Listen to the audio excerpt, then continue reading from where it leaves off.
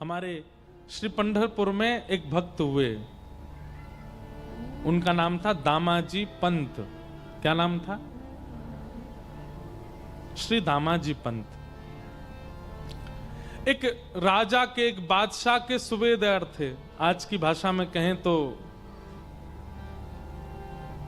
एक तहसील के रक्षक थे। एक बादशाह के अंतर में जितने जिले आते हैं, तहसील आती है, उनके एक एक रक्षक बना दिए जाते। तो एक जगह के सूबेदार थे। सोलापुर के पास में एक जगह है, वहां के। एक बार अकाल पड़ा और उस अकाल के कारण लोगों के लिए भोजन की व्यवस्था नहीं थी। धीमे धीमे लोगों की मृत्यु हो रही थी। दामाजी पंत ने जब देखा कि भाई लोगों की मृत्यु हो रही है, बिना अन्न के, बिना सामग्री के भोजन नहीं कर पा रहे। आए दिन दामाजी जैसे ही अपने घर से निकलते थे तो 2-4 शव यात्राएं जा रही होती थीं, और कोई पूछता था भैया इनके प्राण कैसे चले गए? बोले भुखमरी के कारण प्राण चले गए।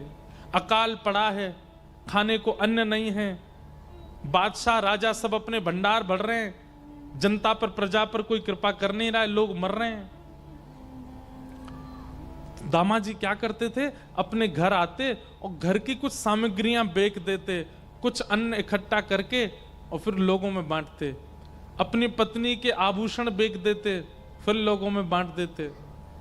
धीरे धीरे करके उन्होंने अपने जितना उनका जीवन की जमा पूंजी थी सब खर्च कर दी। और सब करके करते क्या थे? अन्न खरीदते, अन्न लाते और लोगों में, गांव में बांट देते। जितना उनसे हो पा रहा था लोगों की सेवा में दे रहे थे। लेकिन एक समय ऐसा आया, श्री दामाजी पंत के पास में अब बेचने के लिए कुछ भी नहीं था। एक घर में कितनी सामग्री होगी? ज्यादा से ज्यादा 2-4 घरों को दे सके इतनी सामग्री थी। लेकिन यहां भुखमरी तो पूरे क्षेत्र में थी, अकाल तो पूरे क्षेत्र में था। तो दामाजी पंत एक दिन रात भर सोचने लगे, क्या करूं मैं? कैसे इन जीवों का कल्याण करूं? कैसे इन लोगों को मरने से बचाऊं? क्योंकि वे एक सूबेदार थे, एक तहसील पूरी, एक जिला पूरा उनके अंदर में ही आता था। तो बादशाह का अन्न कोष, उसकी चाबी उन्हीं के पास ही रहती थी। बहुत ध्यान से सुनना। बादशाह के अन्नकोष की चाबी उन्हीं के पास रहती थी। दामाजी पंत ने अपनी पत्नी को रात में बुलाया और कहा, देवी मेरे मन में एक योजना तो है लोगों के घरों में अन्न पहुंचाने की, लोगों की मृत्यु को टालने की, लोगों को जीवन देने की, पर इस योजना से मेरे प्राण चले जाएंगे। पत्नी घबरा गई, बोले आप कैसी बात कर रहे हैं? ऐसा कुछ भी नहीं करना है जिससे आपके प्राण जाएं। मैं कहां जाऊंगी फिर?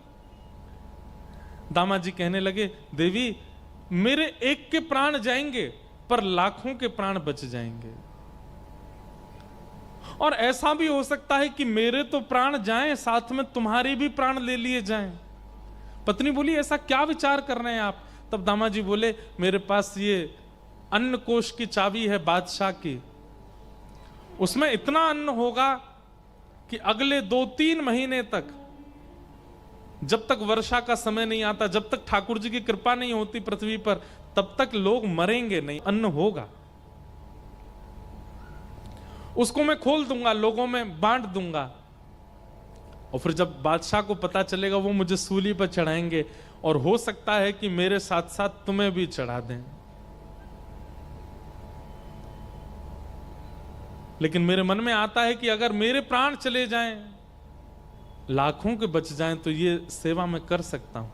अब इस बात को सोचिएगा, ऐसी विचारधारा रखने वाला व्यक्ति वो कपटी नहीं हो सकता, उसके चित्त में छल नहीं हो सकता, उसके चित्त में चतुराई नहीं हो सकती। ऐसी बुद्धि वही कर सकता है जिसका चित्त बहुत सरल और निर्मल हो।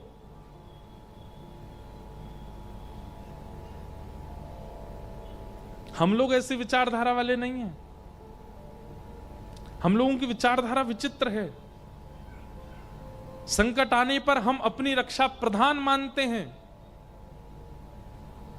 इसलिए हम लोग अब सहज नहीं बचे। हम जो इस काल के लोग हैं, हम में से सहजता, सरलता, निर्मलता निकल चुकी है, इसलिए हमको ज्ञान वैराग्य का आश्रय लेना पड़ेगा अपने कल्याण के लिए। प्राचीन भारत के लोग सरल थे, सहज थे, चतुर नहीं थे, इसलिए भक्ति मात्र उनका कल्याण कर देती थी। दामाजी पंत ने अपनी पत्नी से कहा, मैं अन्न कोष खोल करके लोगों में बंटवा दूं, मेरे प्राण तो जाएंगे पर इतने लोग बच जाएंगे। पत्नी ने कहा, मुझे स्वीकार है, आप कीजिए। और श्री दामाजी पंत ने अन्न कोष का भंडार खोल दिया और राजा बादशाह को पता ना चले, रात रात में पूरे पूरे लोगों से लुटवाया खूब अन्न। इतना अन्न था उस अन्न कोष में कि 1 महीना तक लूटते रहे, फिर भी कम पड़ गया, फिर भी खत्म नहीं हुआ। लोगों के घरों में अन्न चला गया, लोग रोटी सब्जी बना के पाने लगे, भुखमरी बंद होने लगी, लोगों के प्राण जाने बंद हो गए। लेकिन ये खबर जैसी बादशाह को पता चली कि उनसे बिना पूछे दामा पंत ने अन्न कोष खोल दिया।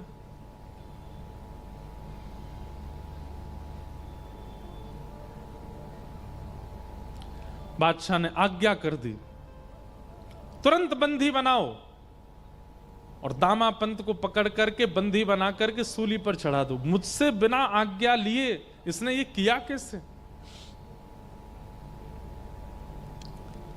राजा के जो सेना थी, उस सेना गई घोड़ों पर बैठ करके। दामाजी को पता था कि एक दिन तो ये होना है, और आज जैसी सैनिकों को आते देखा, अपनी पत्नी को मुस्कुरा कर देख करके बोले, देवी अब मुझे आज्ञा दो,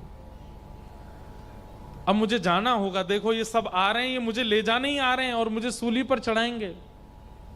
तुम ध्यान रखना अपना, और अपनी भक्ति तो करना ही, साथ ही मेरा स्मरण करके मेरा भजन की जो क्रिया है उसको भी तुम करती रहना।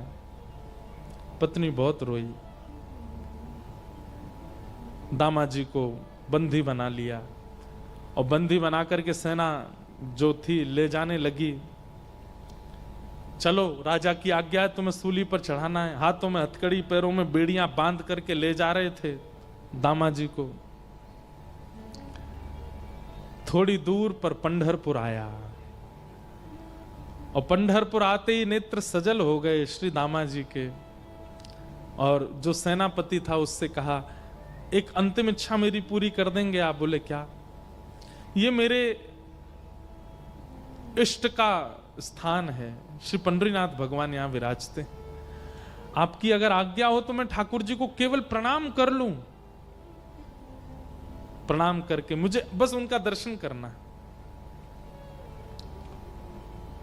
ठाकुर जी के सन्मुख दामाजी को ले गए। दामाजी ने सजल नेत्रों से कहा, हे विठल, हे विठोबा, मैंने अपने लिए कुछ नहीं किया, केवल आपको भजने वाले वैष्णव, आपके जन, ये संसार के लोग ये केवल खा सकें, इनके अकाल मृत्यु से, अकाल कारण से मृत्यु ना हो, बस इसलिए मैंने वो अन्न कोष खोल दिया।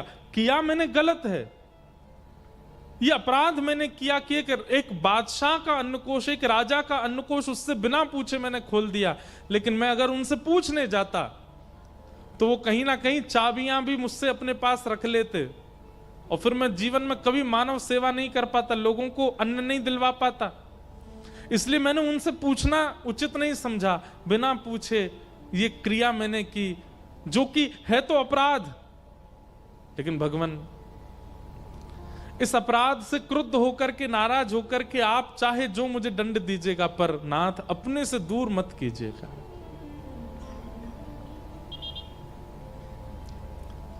पंडरीनाथ भगवान से प्रार्थना कर रहे हैं, नेत्र सजल हैं। प्रबल प्रेम के पाले पड़कर हरि को नियम बदलते देखा, अपना मान टले टल जाए, पर भक्त का मान न टलते देखा। मेरा भक्त रो रहा है, मेरा प्रिय रो रहा है सामने बैठकर के ठाकुर जी कैसे सहन कर पाते। इतने में ही श्री पंडरीनाथ भगवान एक नन्हे से कुमार बालक का रूप धारण किया। सुंदर कटाक्ष नेत्र हैं, सुंदर नासिका है, सुंदर अधर, सुंदर कान, सुंदर हाथ, सुंदर पैर, सुंदर छोटी सी पोशाक पहनी, सिर पर पाग बांधी और महाराज तैयार होकर के बिल्कुल नटखट से एक नन्हे से कुमार बालक, मतलब लगभग आयु होगी 10-12 वर्ष की, और चाल ऐसी, ढाल ऐसी कि जो देखता है वही न्यौछावर हो जा रहा है। एक बालक का रूप धारण करके बादशाह की सभा में पहुंच गए ठाकुर जी। द्वारपालों ने रोका, कौन हो? केवल तिरछी नजर से उनको देख लिया। नजर से देख करके जो रोकने वाले थे द्वारपाल, तो भूल गए इनको पूछना है, करना है, कुछ कहना है। ठाकुर जी बोले, अब बताऊं मैं कौन हूं? द्वारपाल बोले, नहीं नहीं, तुम जो भी हो बस हमारे नेत्रों के आगे ही रहना, दिखते रहो, बहुत अच्छे हो, जाओ भीतर जाओ। ठाकुर जी का सबसे बड़ा बाण यदि कोई है तो वो है उनका रूप, इतना सुंदर बना लेते हैं। कभी कभी मेरे मन में आता है कि राधा रमण, राधा वल्लभ बिहारी जी, पंडरीनाथ इतने सुंदर हैं कि महाराज ये स्थिर रहते हैं तो लाखों लोग इन पर दीवाने होते हैं। कहीं ठाकुर जी सचल प्रकट हो गए तो हम लोगों की स्थिति क्या होगी? पता है क्या होगी स्थिति? प्राण वार देंगे हम तो। कृष्णदास किए प्राण न्योछावर। ठाकुर जी पे अभी तो आप 500 की नोट चढ़ाते हो, अभी तो आप हीरा चढ़ाते हो, अभी तो आप सोना चांदी चढ़ाते हो। कहीं ठाकुर जी सचल प्रकट हो गए तो फिर प्राण ही चढ़ा दोगे। बोले, नाथ ऐसे ही देखत रहूं तो मैं जन्म सफल कर मानूं। इतना सुंदर वेश धारण करके ठाकुर जी जैसे ही पहुंचे राजा की सभा में, बादशाह की सभा में, बादशाह ने पहले तो चाल देखी, चाल देख करके आनंदित हो गया। जबकि स्वभाव ऐसा है कि पहले कितनी दोहरियां हैं, सब पर रोक दिया जाता है लोगों को, लेकिन चाल ढाल रूप इतना सुंदर कि सब रोकना भूल गए उनको। बादशाह भी कहना तो चाह रहा है, सेनापति मंत्री जाके देखो ये कौन है, लेकिन शब्द ही नहीं निकल रहा मुख से। बस मन हो रहा है ये थोड़ा और समीप आए, थोड़ा और समीप आए, थोड़ा और पास आ जाए, थोड़ा और पास आ जाए। ठाकुर जी आके सामने खड़े हो गए। बादशाह ने पूछा, तुम्हारा परिचय, कौन हो? बोले, मेरे नाम तो अनेक हैं पर प्यार से सब लोग मुझे विठू विठू बुलाते हैं। क्या नाम है तुम्हारा? बोले, विठोवा। विठोवा? हाँ, कितना सुंदर नाम है, जितने सुंदर तुम उतना ही सुंदर तुम्हारा नाम है। कैसे आना हुआ तुम्हारा हमारे यहां? बोले, अरे मेरे स्वामी हैं, मैं जिनका दास हूं, मैं जिनका सेवक हूं, ऐसे मेरे स्वामी, मेरे महाराज, मेरे सर्वस्व। कौन? आपके सूबेदार श्री दामाजी पंत, वो मेरे स्वामी हैं। मैं उनके यहां नौकरी करता हूं, मैं उनका सेवक हूं। उनका बहुत सारा धन मेरे पास पड़ा था, मैंने बहुत बार उनसे कहा कि आप आके ले लीजिए, लेकिन वो इतने व्यस्त थे कि वो नहीं आ पाए। इतने उदार, अपना सारा धन मेरे पास छोड़ दिया। पर आज मुझे पता चला कि उनके धन, आपकी किसी सामग्री का उन्होंने प्रयोग किया जिसका धन वो चुका नहीं पाए, आप उनको सूली पे चढ़ा रहे हो।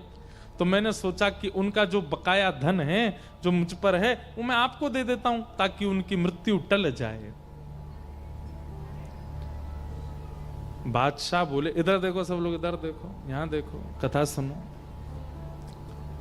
बादशाह बोला, बातें तो तुम बहुत अच्छी कर रहे हो, तुम्हारा स्वर भी बहुत मीठा है, देखने में भी बहुत सुंदर हो, लेकिन भैया तुम्हारे जो स्वामी हैं उन्होंने इतना अन्न लिया है कि उसको दामाजी पंत क्या, किसी देश का कोई बहुत बड़ा सेठ भी चाहे तो नहीं भरपाई कर पाएगा। इतना अन्न प्रयोग में लिया उन्होंने। कहां से दोगे इतना धन? बोले आप ले लीजिए, कम पड़े तो बताइएगा। कहां है, लेके आयो? को बैलगाड़ियों में लायो? किस में? बोले नहीं, ये रखी पोटली। बादशाह जोर से ऐसा बोले, इस पोटली में लाए? बोले हाँ। चलो निकालो, कितना है हम भी देखें। सब लोग हंसने लगे। ठाकुर जी ने पोटली खोली और जैसे ही उल्टी करी, निकलता ही गया, निकलता ही गया, निकलते ही गया, निकलते ही गया। सोने का एक मानो जैसे मेरू पर्वत जैसा खड़ा हो गया राजा के सामने। बादशाह तो आज पहले तो रूप पे मोहित हो गया, फिर वाणी पर मोहित हो गया, चाल ढाल पर मोहित हो गया, फिर ये चमत्कार देख करके वो तो बिल्कुल मानो जैसे न्योछावरी हो गया। भैया बस बस बस बस बस करो, ये तो अन्न क्षेत्र में इतना अन्न नहीं था जितना तुम धन दे रहे हो, ये तो उससे बहुत ज्यादा दे रहे हो। और ये कैसा तुम्हारे पास ये चमत्कारी तुम्हारा ये झोला है छोटा सा, इसको उल्टा कर दे, इतना निकल रहा है। ये मेरे स्वामी श्री दामाजी पंत ने मुझको दिया है, आपसे प्रार्थना है मेरे स्वामी को मुक्त कर दीजिए। ऐसा कह करके पोटली अपने कमर पर बांध के ठाकुर जी तो वहां से चाल ढाल करते चले गए। राजा देखता ही रहा अपलक नेत्रों से।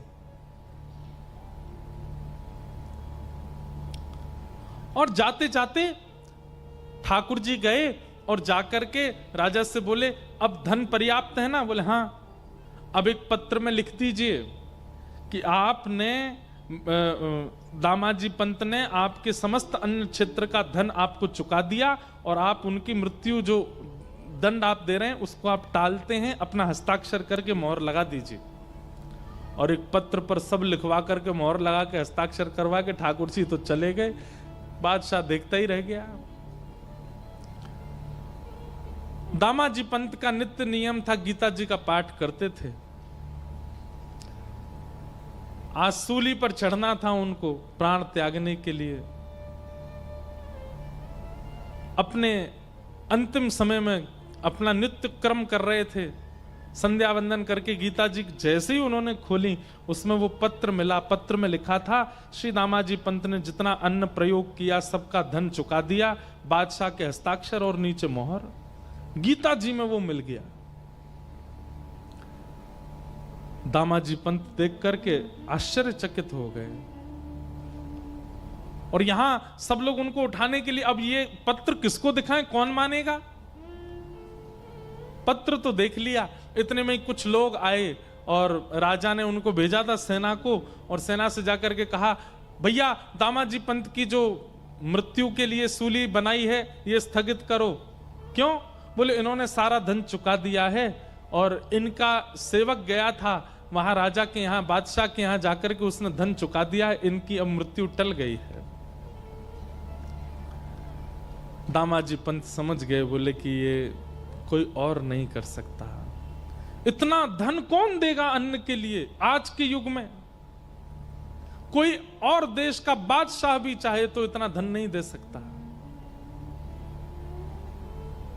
ये तो मेरे श्री पंडरीनाथ की कृपा है। मृत्यु टल गई, आप दौड़े पंडरीनाथ भगवान का दर्शन करने के लिए। यहां पीछे बादशाह, वो जब से ठाकुर जी दिखे उसको बावड़ा हो गया था, उसको कुछ सुहाई नहीं रहा था। वो बोला वो तो मिल नहीं रहा जो आया था, कम से कम दामाजी के पास ले जाओ, वो अपने सेवक से मुझे मिलवा दें। बादशाह को लेकर के दामाजी पंत के पास गए।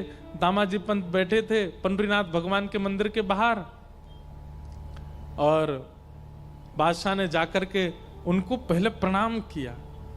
दामाजी पंत बोले, अरे बादशाह आप इस प्रकार प्रणाम मत कीजिए, आप इसके हम इसके अधिकारी। बोले नहीं नहीं भैया, आप इसके अधिकारी हो, सब बातें बाद में होंगी, जो कहना सुनना सब बाद में होगा। तुम्हारा एक सेवक आया था जो सारा धन दे करके गया, उसका नाम विठोबा था। वो सेवक तुम्हारा कहाँ है? हम तुमसे जीवन में कभी कुछ नहीं मांगेंगे, और भैया तुमको सूबेदार नहीं, हम तुमको अपना मंत्री बना देंगे, बस अपना वो सेवक हमको दे दो।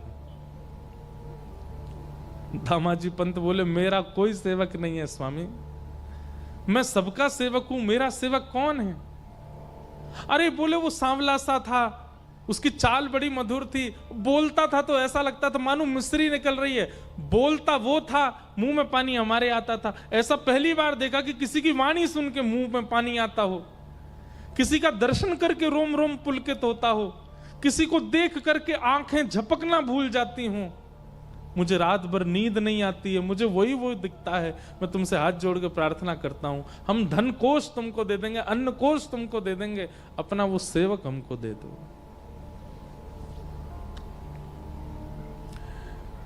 बादशाह का हाथ पकड़ करके दामाजी पंत सिड्डियों पर लेकर के गए और कहा नेत्र उठा करके देखो कहीं ये तो नहीं थे। सामने श्री पंडरीनाथ भगवान खड़े थे। जैसे ही बादशाह ने दृष्टि उठा करके देखा तो बाकी सबको तो वो पंडरीनाथ जी के रूप में दिख रहे थे, पर बादशाह के आगे वो साक्षात जो विठोबा आया था वैसे ही प्रकट हो गए, और प्रकट होकर के वैसे ही नैन मटकाने लगे, वैसे ही मुस्काने लगे, वैसे ही अपने अंगों को हिलाने लगे। बादशाह देख करके उनका मुरीद हो गया, हृदय से लगा लिया। दामाजी पंत ने बोले भाग्यशाली हो भैया तुमने कोई जप नहीं किया, तप नहीं किया, कोई पुण्य नहीं किया, तुमने साक्षात हमारे परमात्मा का दर्शन कर लिया। तुम्हारे यहां जो विठोबा आए थे यही है, यही पंडरीनाथ ही आए थे। दामाजी पंत ने तो सब छोड़ करके पंढरपुर वास कर लिया। उस बादशाह ने भी नियम बना लिया, हर महीने की एकादशी पर पंढरपुर जाना और श्री पंडरीनाथ जी का दर्शन करना, विठोबा विठोबा कहकर के रोना और नित्य प्रार्थना करना, एक बार वैसी चाल, वैसी ढाल, वैसा रूप दिखा दीजिए ठाकुर जी। सरलता, सहजता, निर्मलता, ये चित्त में जितनी ज्यादा व्याप्त करेंगे भक्ति उतना जल्दी कल्याण करेगी। जितने ज्यादा आप चतुर बनते जाएंगे, जितने ज्यादा छल कपट ईर्ष्या चित्त में प्रकट होगी, उतना आपको ज्ञान और वैराग्य की आवश्यकता पड़ेगी अपने कल्याण के लिए। नहीं तो भक्ति केवल पर्याप्त है।